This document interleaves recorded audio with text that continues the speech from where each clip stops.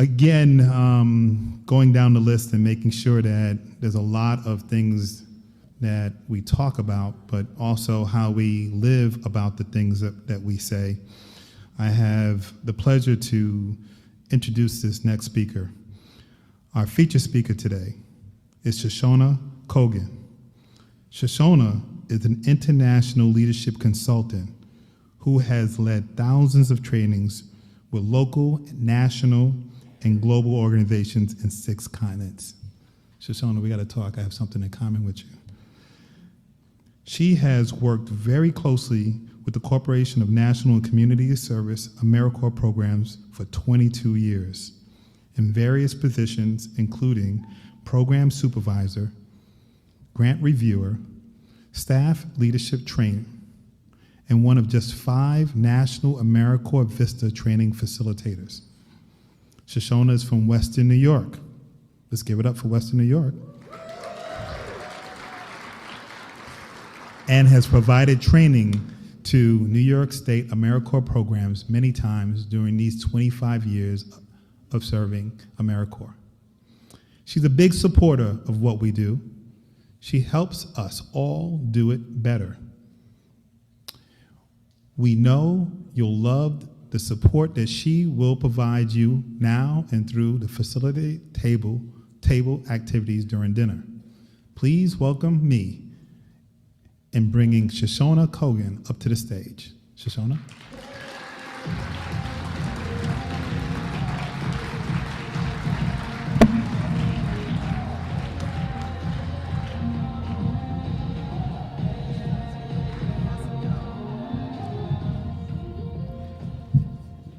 You are the way up. You know that?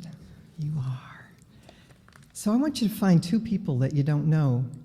And in just a moment, you're going to give them $1 million handshake as though they were passing you a check for $1 million.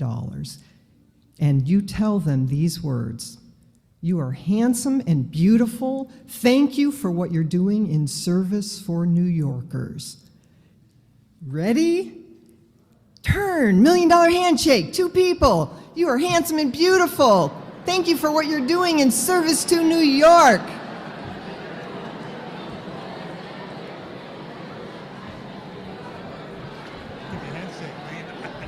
You are handsome and beautiful, Oswaldo. You are. Great and fantastic. Thank you. Thank you, thank you, thank you. Oh, wow, wow, wow, wow. Beautiful energy. Yeah. Yeah. So, do you know this, that you are all truly superheroes and super sheroes? Raise your hand if you know that already. Yeah, a few of you got it. By the end of tonight, you're going to all know it, and you're going to know it well. It's time to unleash your superpowers. Are you ready? Yeah? So, before we tap that, I want to tell you about someone who did not see herself as a super shero. In fact, she saw herself as a wreck. And before her life hit the gutter, she never dreamed it would go that low. Her dad died when she was 12, and a whole bunch of other things went wrong. Her mother was left at 45 years old to raise 4 kids as a single mom, trying to be a superhero herself. She ended up, unsurprisingly, after some pretty traumatic, some other folks talked about this, early things, she ended up making some pretty doggone bad choices. And not totally shockingly, she ended up in a 5-year, very sick relationship with a drug addict. She was unemployed. She was living on a few $100s a month and less.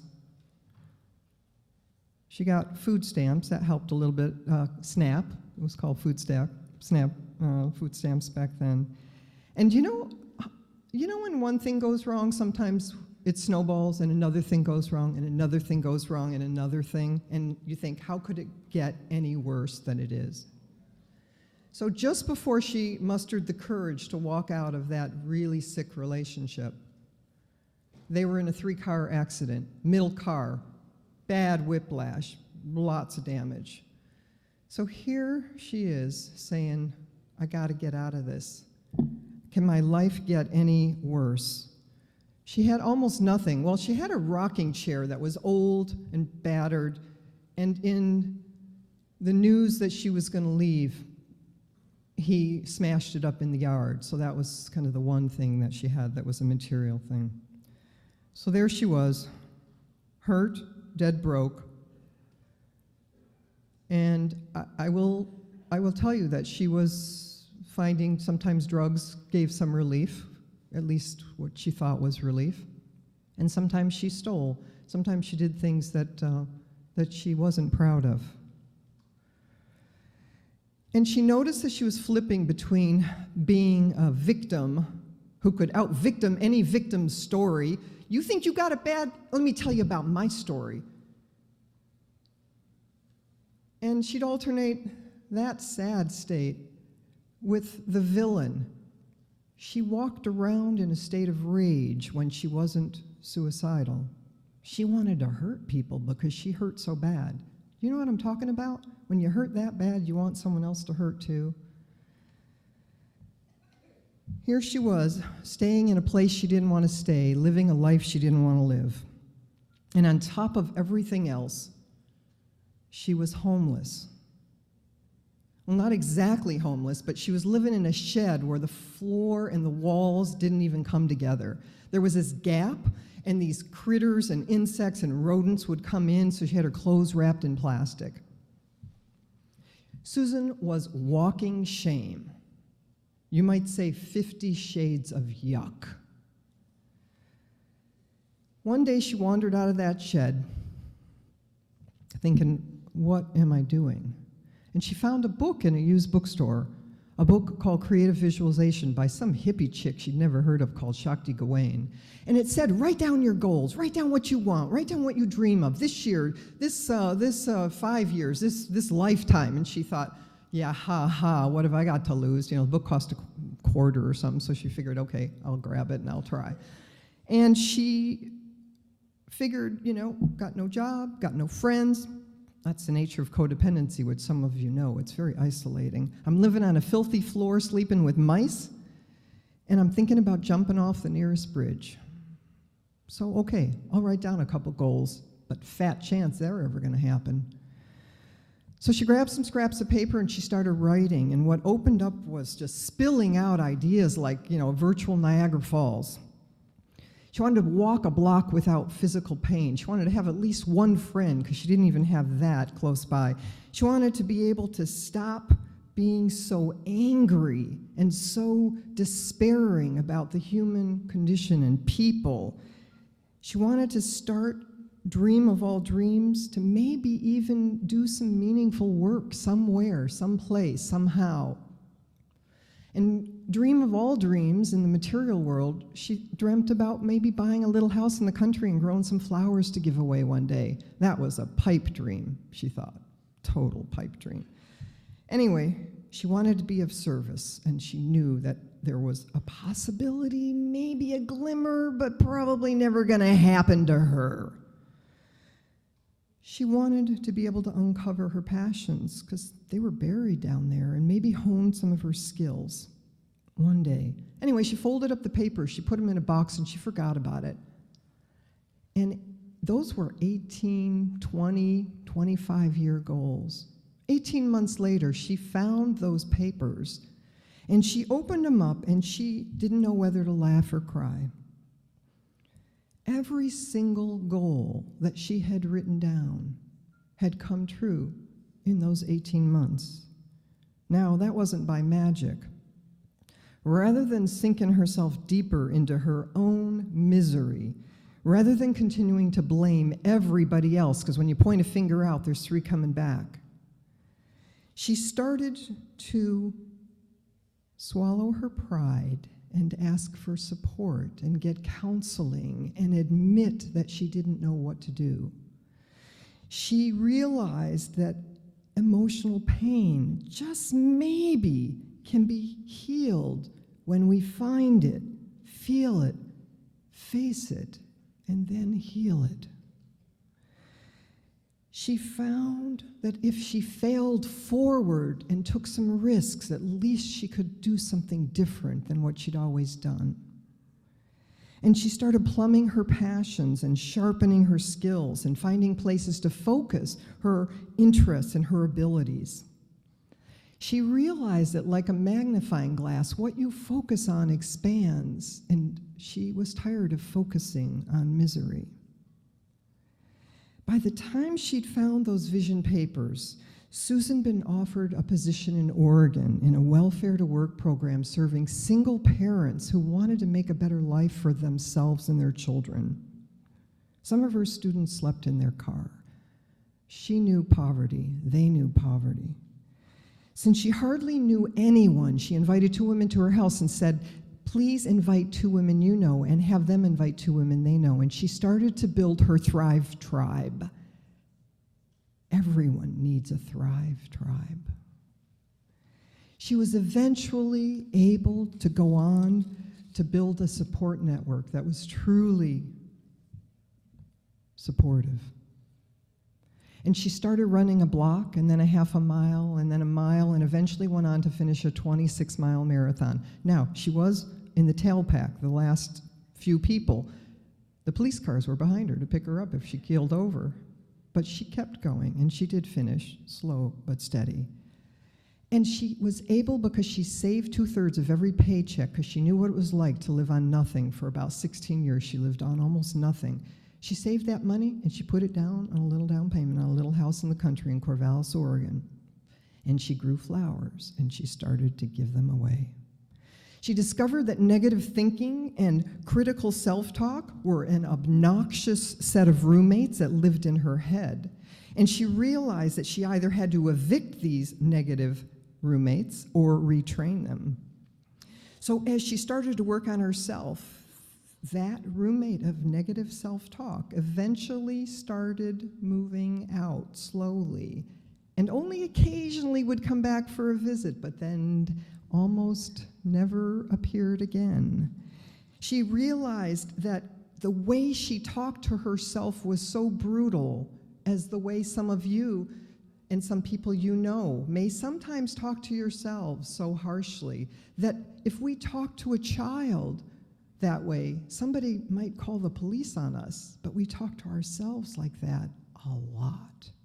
In fact, research says it's about 85% negative. We're not even giving it 50-50. No wonder there's so much unhappiness. It's in fact when you're down that you deserve and need more compassion. When anyone is down, it's when they deserve and need more compassion, and yet it's when we least give it to ourselves. Susan started believing that it would be better to reach for the stars and miss than aim for a pile of manure and hit, which is what she had done for many years. So I'm telling you that story about Susan because a long, long time ago, that woman was me. And this is the book from the 70s.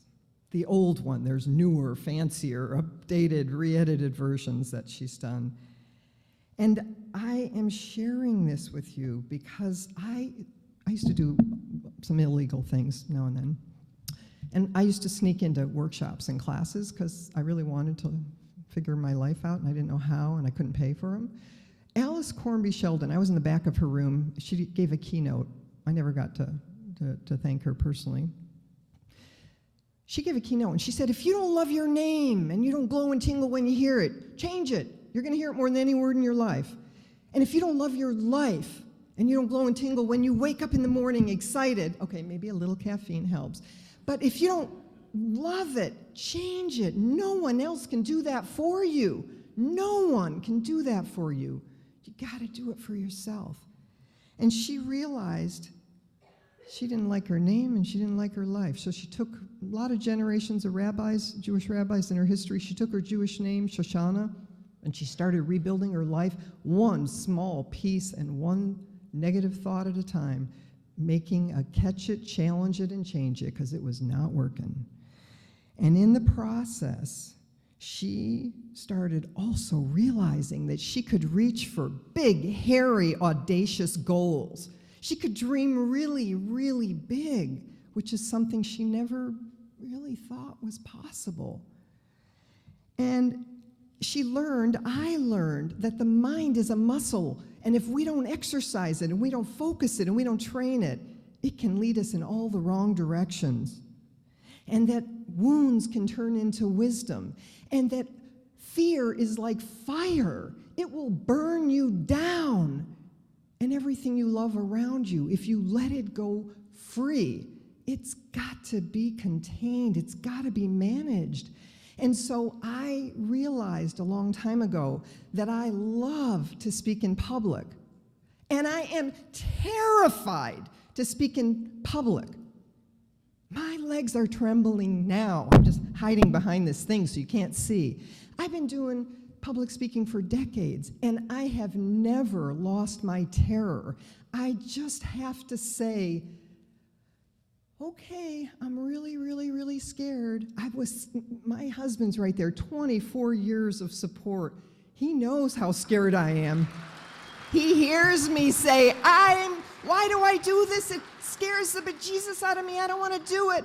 And then I do it, and then I go like, okay, I'm glad I did that. Whew, when's the next one? Oh my God, I don't want to do it. It's like this crazy cycle.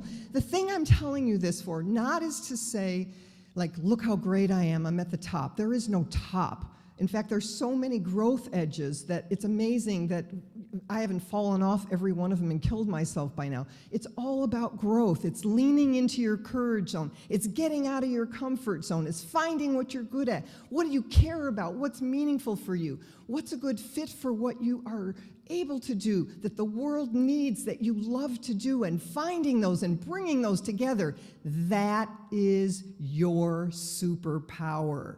And you all have superpowers, and that's what makes you superheroes and supersheroes. Not about comfort, it's about your courage zone, which is your grow zone. That's where your learning will happen. If you're not scared at least once every day, consider pushing yourself to that edge and doing risks that you're not even used to. And you know what the number one fear, by the way, in America is? It's public speaking, which is interesting. So most people would rather die than speak in public, which is not rational at all. And but it's the facts. And so the quickest cure, if you wanna get out of the blues, or you wanna get out of feeling crummy, is do something you're afraid of, and then reflect on your gratitudes. Reflect on what you're grateful for. Nothing gets you out of a bad space quicker than that. Gratitude. So take a moment just to think about something you're really grateful for. Really grateful for. I'm grateful I'm not sleeping with mice anymore. I'm grateful to have a chance to do the life that I have, which is beyond my wildest dreams. And if someone had told me decades ago you'd be traveling the world, working on all these continents, penguins don't need training, so when we were there, I didn't do any work in Antarctica, but doing this, I would have said, okay, what kind of acid have you been dropping, and where can I buy some right now? Because that was part of my scene a long time ago, right? And I gotta tell you, it's way better on the clean side of life, right? Way, way better.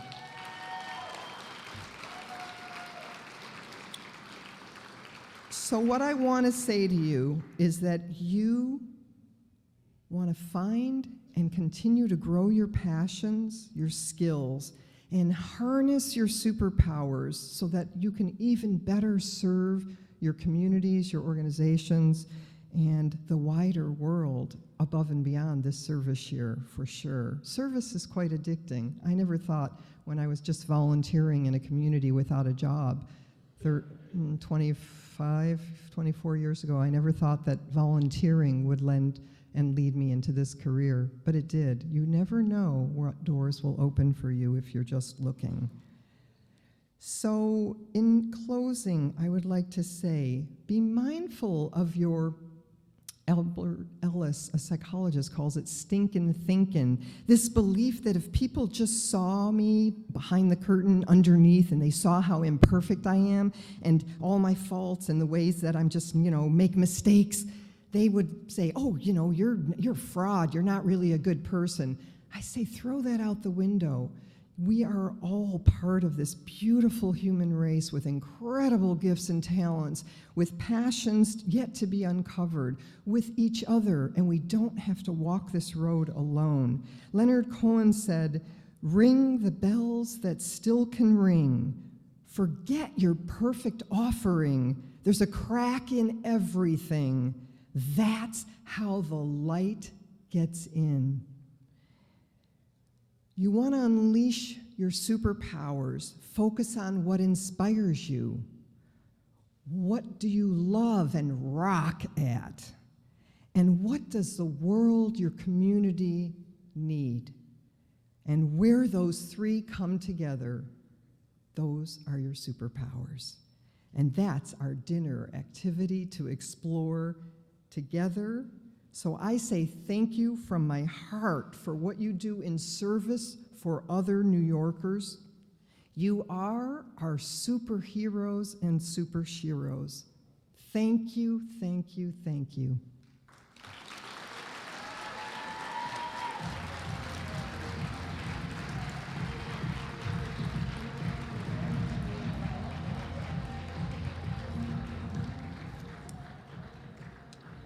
Can you see what this is?